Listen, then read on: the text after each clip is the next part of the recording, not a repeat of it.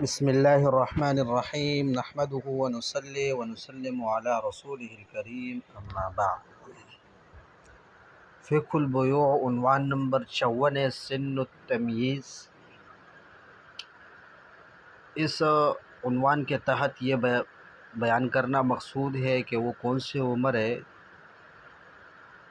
جس عمر میں بچے کے اندر تمیز پیدا ہو جاتی ہے، یعنی وہ اپنے نفع اور نقصان کے درمیان تمیز کر سکتا ہے۔ تو فرماتے ہیں کہ سن التمیز یعنی تمیز کا عمر بعض فقہائے کرام نے اس کے لیے 7 سال مقرر کیے ہیں، جس طرح کہ علامہ حصکفی رحمہ اللہ نے در مختار کے اندر ذکر کیا ہے، اور علامہ ابن عابدین شامی رحمہ اللہ نے بھی اسی کو نقل کیا ہے فتاوی قاری الہدایہ سے۔ اور ظاہر یہ ہے کہ ان حضرات نے یہ بات نبی کریم علیہ السلام کی روایت کی وجہ سے کی ہے کہ آپ علیہ السلام کا فرمان ہے مروا اولادکم بالصلاۃ وهم ابناء 7، کہ اپنے بچوں کو نماز کا حکم دو جب وہ 7 سال کے ہوں۔ تو گویا کہ ان حضرات نے سن تمیز کو جو 7 سال کے ساتھ محدد اور معین کیا تو اس حدیث کی وجہ سے کیا، لیکن اکثر فقہائے کرام نے بچوں کی کوئی معین عمر تمیز کے لیے معاملات کے اندر مقرر نہیں کی، اس لیے کہ اس حوالے سے بچوں کے احوال مختلف ہوتے ہیں۔ بعض ایسے ہوتے ہیں کہ وہ تھوڑی عمر میں معاملات کو سمجھ جاتے ہیں اور بعض دیر سے معاملات کو سمجھتے ہیں۔ تو اس میں بنیادی چیز وہ فکر کی پختگی ہے، کوئی معین عمر نہیں ہے۔ اور در المختار کے اندر جو علامہ حصکفی رحمہ اللہ نے جو بات ذکر کی ہے، یہ تو اس عمر کے بارے میں ہے جس عمر میں بچے کا اسلام معتبر ہو، اور اس پر بھی علامہ ابن عابدین شامی نے تعاقب کیا ہے عنایہ سے نقل کرتے ہوئے کہ صاحب عنایہ نے صبی عاقل یعنی عاقل بچے کی تفسیر اس طرح کی ہے کہ عاقل بچہ وہ ہے جو نفع اور نقصان کو پہچانتا ہو اور اس بات کو پہچانتا ہو کہ اسلام باعث ہدایت ہے اور اسلام کا اتباع یہ باعث خیر ہے۔ اور علامہ ابن حمام نے بھی فتح القدیر میں عاقل بچے کی تفسیر اس طرح کی ہے جو صفت اسلام کو جانتا ہو۔ تو گویا کہ سب سے پہلی بات تو یہ ہے کہ در مختار کی جو عبارت ہے یہ تو اس عمر کے بارے میں جس عمر کے بارے میں بچے کا اسلام معتبر ہو، اور اس عمر کے بارے میں بھی علامہ ابن عابدین شامی رحمہ اللہ نے اس پر تعاقب کیا اور فرمایا کہ اسلام کے بارے میں بھی یہ بات درست نہیں ہے کہ 7 سال، اس لیے کہ صاحب عنایہ نے کہا کہ جب بچہ یہ جان لیتا ہے کہ اسلام ہدایت کی چیز ہے، اسلام کا اتباع میں خیر ہے، تو اس کا اسلام معتبر ہوگا۔ علامہ ابن حمام رحمہ اللہ نے بھی فتح القدیر میں فرمایا کہ صبی عاقل اس کو کہتے ہیں جو صفت اسلام کو پہچانتا ہو، لہذا اس کا اسلام معتبر ہوگا۔ پھر علامہ حصکفی رحمہ اللہ نے خود جب وہ کتاب المعزون میں بچے کے معاملات کے اندر ممیز ہونے کے بارے میں گفتگو کرتے ہیں تو وہاں پر اس نے بچے کو کسی مخصوص عمر کے ساتھ مقید نہیں کیا، بلکہ اس نے فرمایا کہ اجازت کے صحت کے لیے ضروری ہے کہ یہ دونوں یعنی بچہ اور پاگل یہ بات سمجھتے ہو کہ بیع یعنی بیچنے سے بائع کی ملکیت سے مبیع نکل جاتی ہے اور خریدنے سے مبیع مشتری کی ملکیت میں داخل ہو جاتی ہے۔ اور علامہ ضیلعی نے اضافہ فرمایا اس بات کا کہ وہ نفع کا ارادہ رکھتا ہو اور غبن یسیر اور غبن فاحش کے درمیان تمیز کرتا ہو۔ تو اس عنوان کا خلاصہ یہ ہوا کہ بچے کے ممیز بننے کے لیے کوئی خاص عمر شریعت نے مقرر نہیں کی، بلکہ جب بچہ ہوشیار ہو جائے، وہ خرید و فروخت یعنی جانتا ہو، اس کو یہ اندازہ ہو غبن فاحش اور غبن یسیر کے درمیان وہ تمیز کر سکتا ہے، تو اس کی بیعت صحیح ہوگی اور ولی کی اس کو اجازت دینا درست ہوگا۔ عنوان نمبر 55 میں ولی اذن الصبی فی المعاملات، کہ معاملات کے اندر بچے کی اجازت کا ولی کون ہوگا، یعنی بچے کو اجازت دینے کا اختیار کس کو ہے، یہ ولایت کس کو حاصل ہے۔ تو فرماتے ہیں کہ حضرات حنفیہ کے ہاں معاملات کے اندر بچے کو اجازت دینے کا اختیار والد کو ہے، اور پھر اس کے بعد والد کا جو وصی ہے، یعنی والد کے مرنے کے بعد وہ جس کو اپنا وصی بنا دے تو اس کو اختیار ہے، اور پھر وصی کا وصی، اور پھر اس کے بعد جد صحیح، جس کو میراث کے اندر جد صحیح کہا جاتا ہے، وَإِنْ عَلَا، اور جد صحیح یعنی جد تو ابو الاب کو کہتے ہیں، تو ابو الجد، اور اس طرح وَإِنْ عَلَا اوپر تک سارے، ثم وصیہ، پھر اس کے بعد جد صحیح کا وصی، اور پھر اس کے وصی کا وصی، اور اس کے بعد پھر والی یعنی حکمران، اور پھر اس کے بعد قاضی۔ یہ حضرات حنفیہ کا نظریہ ہے۔ حضرات حنابلہ فرماتے ہیں کہ جب تک بچہ حجر میں ہو، یعنی پابندی میں ہو، محجور ہو، تو بچے اور مجنون کے مال کی جو حفاظت کرے گا وہ صرف باپ کرے گا، اور باپ کے مرنے کے بعد اس کا وصی کرے گا، اور اگر نہ باپ موجود ہو نہ وصی موجود ہو تو پھر حاکم کرے گا۔ لہٰذا جب نگرانی یہ لوگ کر رہے ہیں تو اجازت بھی یہی دیں گے۔ حضرات مالکیہ نے بھی حضرات حنابلہ کے ساتھ اس بات میں تو موافقت کی ہے کہ بچے کے مال کے اندر ولایت وہ باپ کو حاصل ہے اور وصی کو، دادے کو حاصل نہیں ہے، لیکن وہ مزید یہ فرماتے ہیں کہ اگر باپ بھی موجود نہ ہو، اس کا وصی بھی موجود نہ ہو، تو پھر حاکم کو بھی ولایت حاصل ہوتا ہے، اور یا مسلمانوں کی جماعت کو۔ اور یہ جو مسلمانوں کی جماعت کی بات انہوں نے کی ہے، یہ ان کے ہاں ایک اصل ہے، اور وہ اصل یہ ہے کہ جب مسلمان عادل حاکم موجود نہ ہو تو مسلمانوں کی جو جماعت ہوتی ہے بہت سارے امور میں وہ حاکم کا قائم مقام بن جاتی ہے۔ لہذا خلاصہ یہ ہو کہ حضرات حنفیہ کے ہاں جد کو بھی یعنی جب والد نہ ہو تو دادے کو بھی اختیار حاصل ہے، جبکہ حضرات حنابلہ کے ہاں جد کو اختیار حاصل نہیں ہے، اور حضرات مالکیہ کے ہاں بھی جد کو اختیار حاصل نہیں ہے۔ البتہ حضرات حنفیہ کے ہاں حاکم کو اور قاضی کو بھی اختیار حاصل ہے ولایت کا،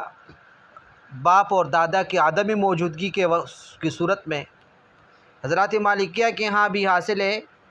جبکہ حضرات مالکیہ کے ہاں مسلمانوں کی جماعت کو بھی ولایت کا حق حاصل ہے بچے کے مال میں، اور وہ اجازت دے سکتے ہیں بچے کو معاملات کرنے کا۔ آگے یہ بات بیان ہو رہی ہے کہ حضرات حنفیہ اور حضرات مالکیہ کے ہاں دلالتاً اجازت بھی کافی ہے اور صراحتاً اجازت بھی کافی ہے۔ لہٰذا اگر ولی نے سمجھدار بچے کو دیکھا کہ وہ بیچ رہا ہے یا خرید رہا ہے اور اس نے اس کو منع نہ کیا، تو یہ ولی کی طرف سے دلالتاً اجازت ہو جائے گی۔ لیکن اذن اور استخدام یعنی اجازت اور خدمت لینے میں فرق کرنا چاہیے۔ چنانچہ علامہ ابن عابدین شامی رحمہ اللہ نے ایک جزیہ ذکر کیا ہے کہ اگر ولی نے بچے کو کسی معین چیز کے لیے کا حکم دیا تو معین چیز کا حکم دینے کی صورت میں وہ معذور نہیں سمجھا جائے گا، اس لیے کہ یہ تو اذن نہیں ہے بلکہ استخدام ہے۔ یعنی اس نے اپنے لیے کسی چیز خریدنے کے لیے بیچ دیا دکان پہ، تو اس کو اذن نہیں کہا جائے گا، بلکہ اس کو استخدام، اس سے خدمت لینا سمجھا جائے گا۔ یہ تو دوسری بات۔ اب تیسری بات یہ بیان کر رہے ہیں کہ یہ جو اجازت ہے، تو کیا یہ اجازت تخصیص کو قبول کرتا ہے یا نہیں کرتا؟ تو اکثر حنفیہ کے ہاں اذن یہ تخصیص قبول نہیں کرتا، لہٰذا جب ولی بچے کو کسی بھی قسم کی بیع کی اجازت دیتا ہے اور اس کو کسی مخصوص سامان کے ساتھ مقید کرتا ہے یا مخصوص بازار کے ساتھ، اس کو مثلا یہ کہہ دے کہ بھائی تو فلانا سامان خرید سکتا ہے، صرف کپڑے سے خرید سکتا ہے، یا یہ کہ فلانے مارکیٹ پہ تو صرف کاروبار کر سکتا ہے، یا یہ کہ تو صرف ایک مہینے کے لیے یا ایک دن کے لیے کاروبار کر سکتا ہے، تو حضرات حنفیہ کے ہاں بچہ کی اجازت مل جائے گی اذن عام، ہر قسم کے سامان اور تمام مارکیٹوں کے اندر اور ہر زمانے میں اس کی اجازت حاصل ہو جائے گی۔ اب ولی کو اثر نو نئے سرے سے پابندی لگانے کی ضرورت ہوگی۔ حضرات حنفیہ کا یہ موقف، اس کی وجہ یہ ہے کہ چونکہ ان کے ہاں یہ جو اذن ہے، تو یہ اجازت یہ پابندی کو ختم کرنے کے لیے، پابندی کا اسقاط ہے، اور اسقاط یہ تقیید کو قبول نہیں کرتا، اسقاط مقید ہونے کو قبول نہیں کر رہا، لہٰذا پابندی کو کسی ایک خاص بیع کے ساتھ مقید کرنا، کسی خاص سامان کے ساتھ، کسی خاص مکان اور زمان کے ساتھ مقید کرنا درست نہیں۔ جبکہ حضرات حنابلہ اور امام ظفر رحمہ اللہ حضرات حنفیہ میں سے اس بات کے قائل ہے کہ اجازت ولی کی طرف سے یہ تقیید قبول کرتا ہے، لہٰذا اگر ولی نے بچے کو کسی خاص قسم کی بیع کی اجازت دی ہو تو اس کو اذن عام حاصل نہیں ہوگا۔ اور اس قول کی وجہ یہ ہے کہ ان حضرات کے ہاں یہ اجازت یہ ولی کی طرف سے توکیل ہوتی ہے، گویا کہ ولی اس کو بیع کا وکیل بنا رہا ہے، اور توکیل وہ تقیید کو کی احتمال رکھتا ہے، قبول کرتا ہے۔ یعنی ایک موکل ہے اور اس نے اپنے وکیل کو خاص قسم کی خریداری کا کیا کر دیا، وکیل بنا دیا، تو بالکل درست ہے۔ تو توکیل تو تقیید قبول کرتا ہے، اس لیے اذن بھی توکیل ہے، یہ بھی تقیید قبول کرے گا۔ علامہ شمس الدین ابن قدامہ رحمہ اللہ فرماتے ہیں کہ پاگل اور مجنون سے پابندی ختم نہیں ہوگی مگر ان چیزوں میں صرف جن چیزوں میں ان کو اجازت مل گئی ہو اور جس قسم میں ان کو حکم دیا گیا ہو۔ وجہ یہ بیان کر رہے ہیں اس لیے کہ اس کا جو تصرف ہے، یعنی بچے کا، پاگل کا نہیں، بچے کا یا کیا نام ہے، غلام، عفواً یہاں پہ عنہما ضمیر سے مراد بچہ اور غلام ہے، تو یہ بچہ اور غلام ان کا جو تصرف ہے، تو ان کا تصرف یہ تو ولی یا اس کے آقا کی اجازت کی وجہ سے جائز ہوا تھا، تو وہ جتنا اجازت دے گا تو اسی قدر ہی اس سے پابندی ہٹے گی، اس سے زیادہ نہیں ہٹے گی۔ جس طرح کہ توکیل میں جتنی کا وکیل بناتے ہیں موکل اپنے وکیل کو، اتنی ہی اس کو اختیار ہوتا ہے، اس سے زیادہ نہیں ہوتا۔ لہٰذا اگر ولی نے یا آقا نے اپنے غلام کو صرف ایک خاص مال میں اجازت تجارت کرنے کے دی، تو اس کو دوسرے اموال میں تجارت کرنے کا اختیار نہیں ہوگا۔ یہی امام شافعی رحمہ اللہ کا مسلک بھی ہے، یعنی غلام کے بارے میں۔ امام ابو حنیفہ رحمہ اللہ فرماتے ہیں کہ وہ دوسرے اموال میں بھی تجارت کر سکتا ہے اور اس سے مطلقاً پابندی ختم ہو جاتی ہے، اس لیے کہ یہ جو اجازت ہے یہ اس کو پابندی سے خلاصی دینا ہے، پابندی ختم کرنا ہے، اور یہ جو اطلاق یعنی قید سے آزادی، یہ تجزی کو قبول نہیں کرتا۔ اس کو امام صاحب بچے کے بلوغ پر قیاس کرتے ہیں کہ جیسے کہ بچہ جب تک وہ بچہ ہو، بالغ نہ ہو، تو محجور ہوتا ہے، اس پر پابندی، لیکن جب بالغ ہو جاتا ہے تو یہ بلوغ، یہ اسقاط ہے، اور اس سے مکمل پابندی ختم ہو جاتی ہے۔ اب یہ جو بلوغ ہے، یہ اسقاط الحجر ہے، یہ تقیید کو قبول نہیں کرتا، تو اسی طرح امام صاحب فرماتے ہیں کہ یہ اذن بھی تقیید کو قبول نہیں کرے گا۔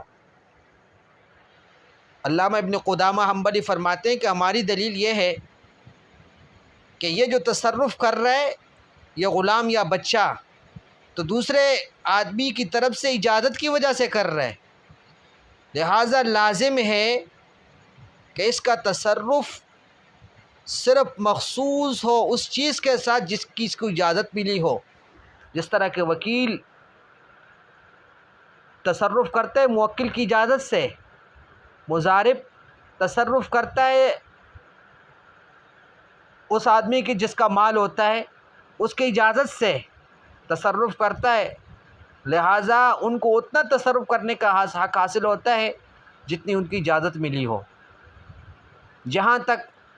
جو بات امام ابو حنیفہ رحمہ اللہ نے فرمائی ہے، تو فرماتے ہیں امام ابو حنیفہ رحمہ اللہ کی جو دلیل ہے وہ ٹوٹتی ہے اس صورت میں کہ جب ایک آدمی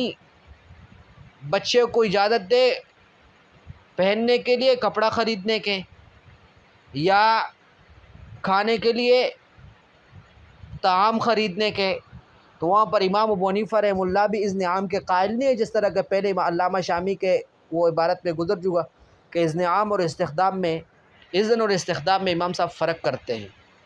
تو فرماتے ہیں کہ امام صاحب کا جو نقطہ ہے وہاں پر ٹوٹتا ہے۔ وہاں پر جب وہ اجازت دیتا ہے پہننے کے لیے، کپڑا خریدنے کے لیے، یا کھانے کے لیے کوئی چیز لانے کے کوئی چیز خرید کر لانے کا اس کو اجازت دیتا ہے، تو وہ بھی تو اسقاط ہے، حالانکہ وہ اسقاط امام صاحب کے نزدیک بھی مقید ہو گیا، صرف اس کو اسی چیز کی خریدنے کی اجازت ہے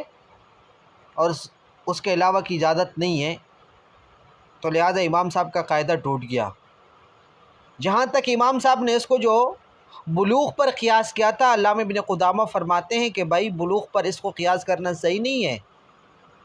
اس لیے کہ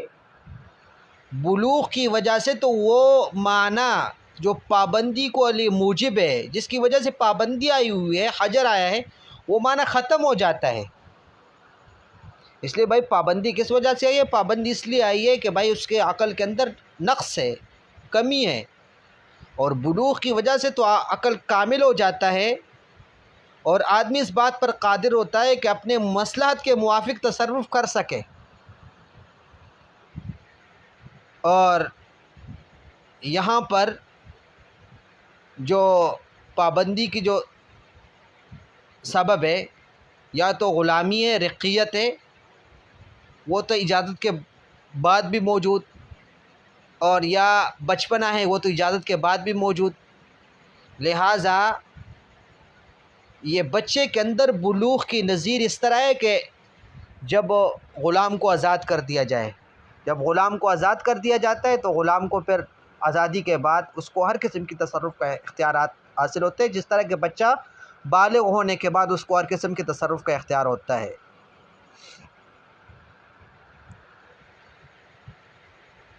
اور اس سے پہلے غلام وہ اجازت سے ہی تصرف کرتے، اجازت کے بغیر نہیں کرتا۔ آگے فرماتے کہ آپ دیکھتے نہیں اس بات کو کہ بچہ بلوغ کی وجہ سے اس کو نکاح کو قبول کرنے کا حق حاصل ہوتا ہے، جب وہ بالغ ہو جاتا ہے تو بالغ ہونے کے بعد اس کو نکاح قبول کرنے کا حق حاصل ہے، لیکن بخلاف غلام کے کہ غلام اذن کی وجہ سے، غلام یعنی اس کو اگر اجازت مل جائے تصرفات کے، پھر بھی وہ امام صاحب کے نزدیک بھی نکاح قبول کرنے کا اس کو حق حاصل نہیں ہے۔ حضرت فرماتے ہیں یہ جو موقف ہے اس کو شیخ مصطفیٰ الزرقاء رحمہ اللہ تعالیٰ نے ترجیح دی ہے، اور یہ بچے کے مصالح کے زیادہ موافق معلوم ہو رہا ہے۔ تو تو اس لیے یہ جو جمہور حضرات کا موقف ہے، گویا کہ حضرت کی رائے یہی ہے کہ بچے کو جب ولی اجازت دے گا، اگر وہ مقید اجازت دے گا تو وہ مقید اجازت ہوگی، اگر وہ اذن عام دے گا تو اذن عام ہوگی، جس طرح کے جمہور کا نظریہ ہے۔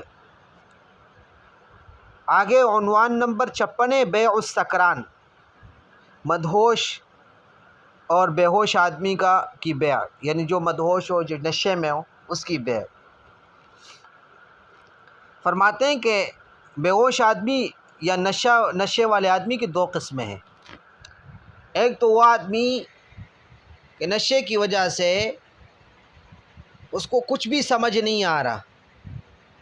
اور وہ پاگل کے حکم میں ہو تو اس کی بیع منعقد نہیں ہوگی۔ علامہ ابن رشد مالکی رحمہ اللہ فرماتے ہیں کہ وہ بے ہوش آدمی یا وہ مدہوش جو زمین اور آسمان میں فرق نہیں کر سکتا، عورت اور مرد میں فرق نہیں کر سکتا، تو اس بات میں کوئی اختلاف نہیں ہے کہ وہ پاگل کی طرح تمام احوال اور اقوال میں فیما بینہ و بین اللہ، یعنی وہ اقوال اور افعال جو اس کے اور اللہ کے بیچ میں یا اس کے اور لوگوں کے بیچ میں ہیں۔ ہاں البتہ اس صورت میں جب نماز کا وقت جا رہا ہے تو اس صورت میں نہیں، الا فیما ذهب وقتہ من الصلاۃ۔ اب فرماتے ہیں یہ جو نشے کا جو یہ مقدار ہے، یہ قسم ہے کہ آدمی کو زمین اور آسمان کا پتہ نہیں چل رہا، مرد اور عورت کا پتہ نہیں، بالکل پاگل کی طرح ہوا ہے، تو اس مقدار پر جب آدمی اشرب اربعہ، جو حضرات حنفیہ کا موقف ہے کہ اشرب اربعہ کے علاوہ اور اس سے اتنا نشہ آئے گا تو اس کے اوپر حد جاری ہوگی عند الامام۔ لیکن ظاہر بات یہ ہے کہ اس حالت میں اس کے عقود یہ صحیح نہیں ہوں گے، اس لیے کہ فقہائے کرام نے سکران کی جو تعریف کی ہے، تو سکران کی تعریف پہ انہوں نے نشے کی اسی حد، یعنی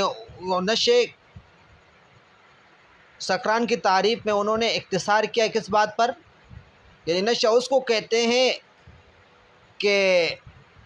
جس کی وجہ سے حد واجب ہوتا ہو، لہٰذا جس نشے پر حد واجب ہوتا ہو اس کو سکران کہیں گے، اور جب وہ مدہوش ہوگا تو ظاہر یہی ہے کہ اس حالت میں اس کے جتنے بھی عقود ہوں گے وہ صحیح نہیں ہوں گے۔ سکران کا جو دوسرا قسم ہے مدہوش کا، وہ یہ ہے کہ بھائی ایک آدمی اختلاط کا شکار ہو جائے اور اپنے باتوں میں اور اپنے افعال میں ہذیان، یعنی بکواس قسم کی غلط باتیں کر رہے، لیکن اس کو ایک قسم کی تمیز ہے، تو پھر اس آدمی کی بیع میں کے انعقاد میں اختلاف ہے۔ علامہ ابن رشد رحمہ اللہ فرماتے ہیں کہ دوسرا وہ سکران المختلط، جس کو اختلاط ہو گیا ہو، الذی معہ بقیۃ من عقل، اس کے پاس کچھ عقل باقی ہو، تو اہل علم کا اس میں اختلاف ہے۔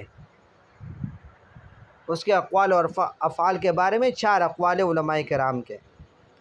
پہلا قول یہ ہے کہ یہ بھی پاگل کی طرح ہے،